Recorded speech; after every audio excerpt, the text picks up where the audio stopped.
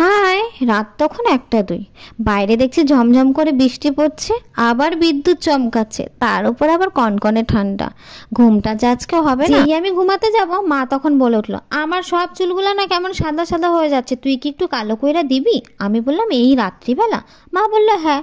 আমি বললাম, কেন, কালকে করলে হবে না? মা বললো যে না, সকালবেলা উঠলে দেখবো আমার সব চুল কালো হয়ে গেছে। এটা কি লজিক, আমি কিছুই বুঝলাম না। যাই হোক, মা বলেছে না দিলে কি আর হয়।